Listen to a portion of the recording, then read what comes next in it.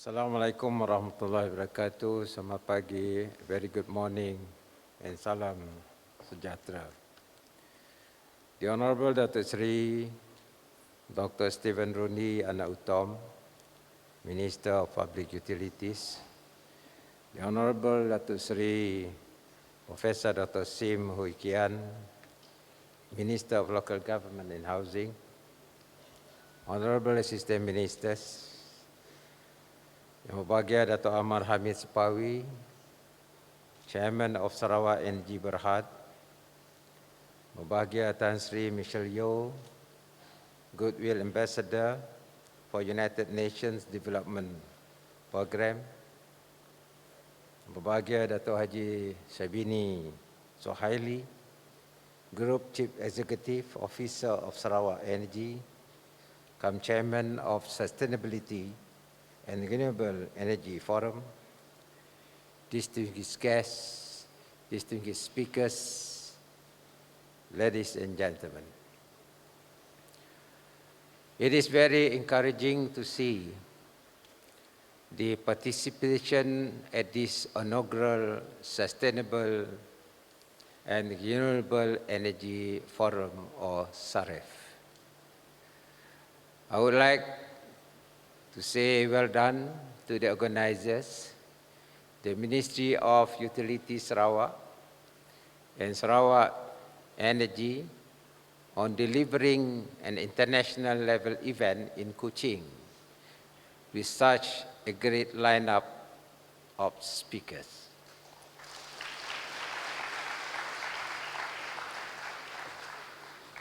The event is significant towards addressing a very real global issue on how sustainable energy development can be achieved while contributing to global efforts to mitigate climate change. In our local context, I hope that the discussion here will contribute towards a greater understanding of Sarawak's journey, harnessing our renewable energy resources based on the guiding principles of sustainability prescribed by the United Nations to achieve prosperity for our people by 2030.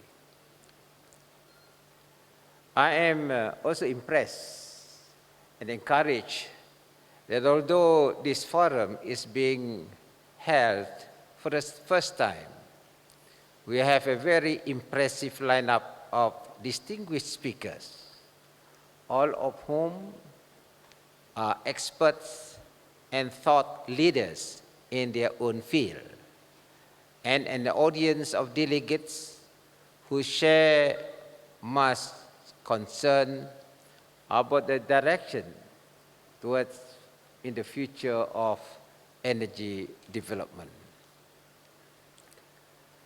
We hope with us also a global icon who is also a Malaysian with a fondness for Sarawak, Tan Sri Michelle Yeoh, who is here in her capacity as a Goodwill Ambassador with the United Nations Development Program. In addition to representatives from international associations and companies, I'm also happy to see community leaders and NGOs joining us here today. This will truly enrich and forward to the development of energy. This forum supports the call for all to align and achieve the 17 United Nations Sustainable Development Goals.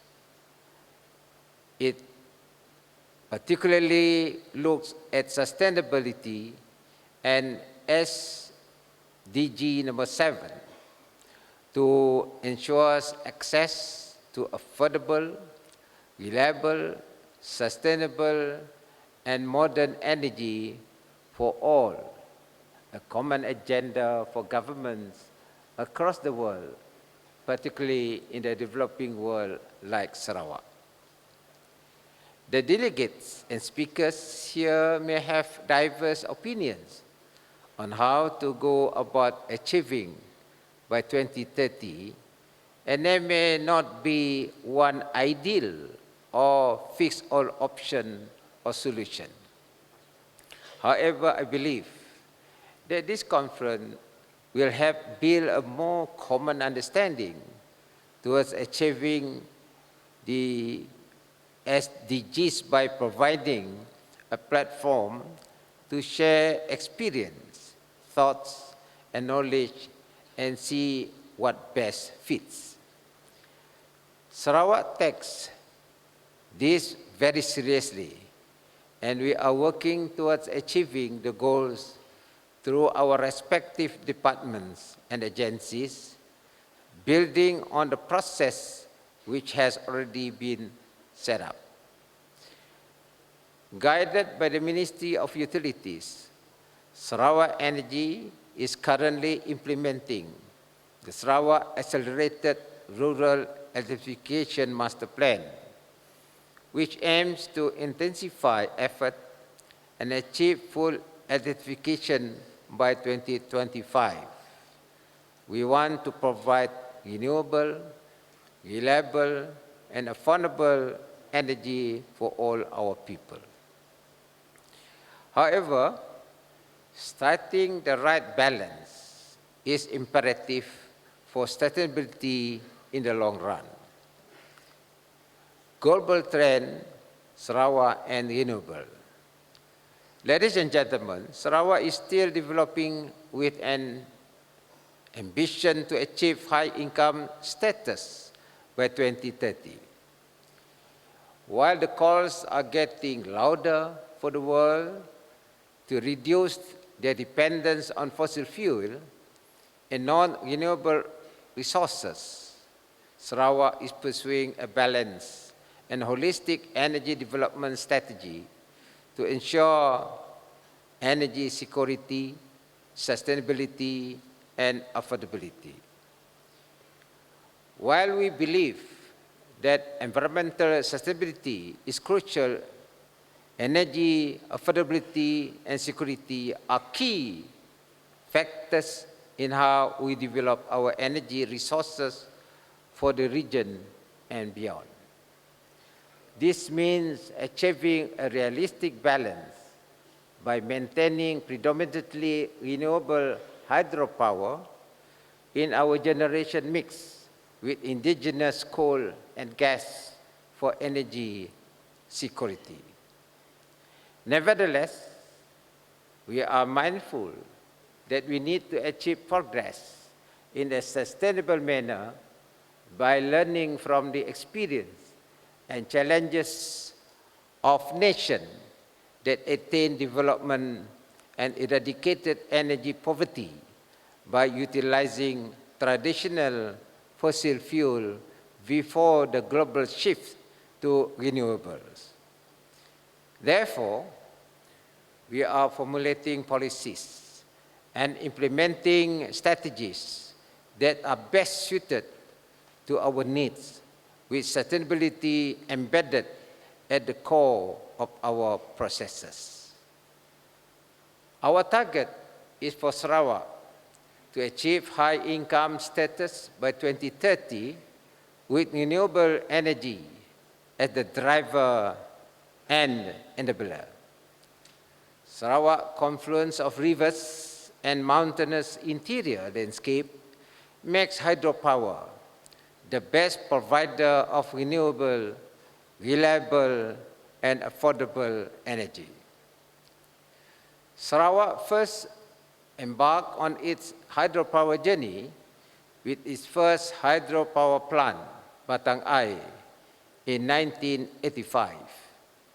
We commissioned Murun in 2014 and are now embarking on the Baleh project. We were also able to acquire Bakun in 2017. Now it belongs to Sarawak. We were able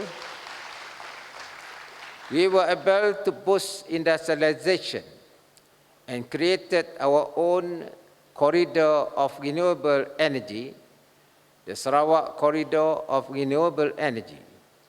This has attracted investors, supporting jobs and business opportunities for Malaysians. Having witnessed how hydropower development has benefited Sarawak, we are strongly advocate for this form of renewable energy. In addition, and through this, Sarawak is playing a leading role in contributing towards Malaysia's Paris Conference of the parties COP21 target in the global fight against climate change. As you have heard from Sarawak Energy Chairman earlier, Sarawak has reduced its carbon emission intensity from its power system by 77% since 2009, ever since Sarawak embarked on its hydropower development. We are also sharing our renewable energy resources by the issuance of Sarawak First Renewable Energy Certificates, or RECs, to be launched today. Congratulations to Sarawak Energy on this initiative.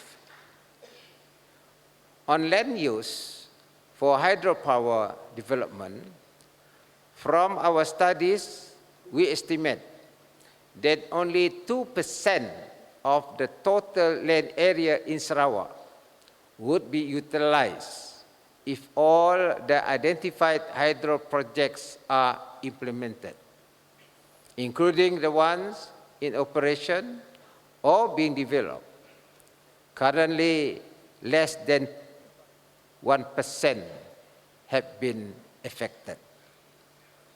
Besides, the Sarawak government is implementing good sustainable management of its forests.